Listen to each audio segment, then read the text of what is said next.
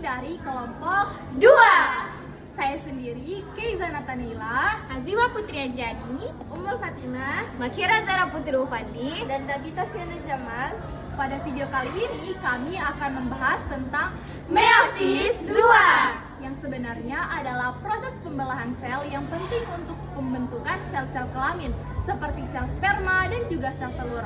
Nah, tujuan dari meiosis sendiri adalah untuk mengurangi jumlah kromosom menjadi setengah agar ketika terjadi pembuahan, kromosom dari kedua orang tua bisa menyatu dengan jumlah yang pas. Meiosis sendiri terbagi menjadi 2 tahap utama yang besar, yaitu meiosis 1 dan meiosis 2 yang akan kami bahas pada video kali ini. Nah, meiosis 2 sendiri terbagi menjadi tahap utama, 4 tahap utama, yaitu ada profase 2, metafase 2, anafase 2, dan juga telofase 2. Akhirnya, dari meiosis 2 ini akan menghasilkan 4 sel anak haploid yang masing-masing memiliki setengah jumlah kromosom dari sel induk. Nah teman-teman, tanpa berlama-lama lagi, langsung saja kita ke video penjelasannya. Check it out! Oke, langsung saja kita masuk ke profase 2. Tahap ini adalah tahap pertama di meiosis 2. Sel-sel yang melalui meiosis 1 sekarang sudah siap buat lanjut. Di tahap ini, inti sel mulai menghilang lagi, alias membran nukleusnya pecah. Kromosom yang ada dalam sel mulai memadat, jadi kelihatan jelas bentuknya.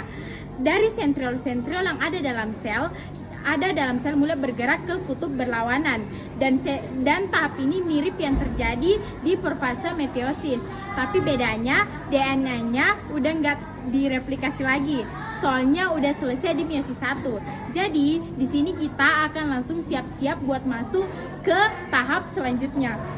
Baik, pada tahap metafase 2 ini, semua kromosom yang telah padat sebelumnya mulai berkumpul di sel tengah-tengah, membentuk garis tengah yang disebut dengan lempeng metafase.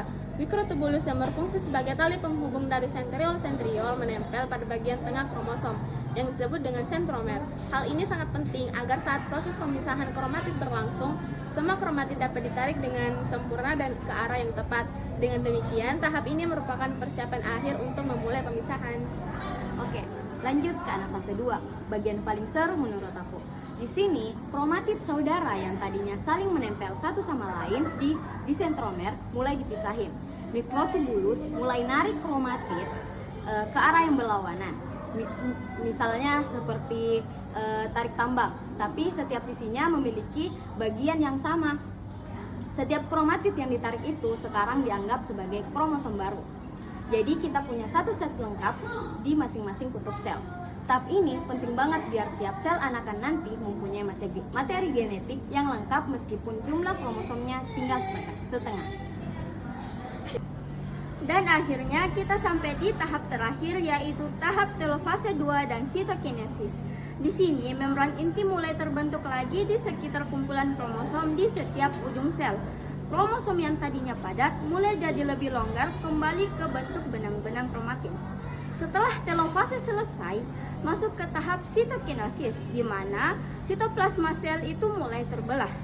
Hasil akhirnya, kita mendapatkan 4 sel anak yang masing-masing mempunyai setengah dari jumlah kromosom sel induk awalnya. Tiap sel anak ini berbeda-beda secara genetik karena sebelumnya mengalami proses crossing over atau pertukaran materi genetik di meiosis 1. Jadi hasilnya unik. Jadi sampai sini saja video presentasi dari kami ya. Sampai jumpa. Dadah! Buka bahagia guys.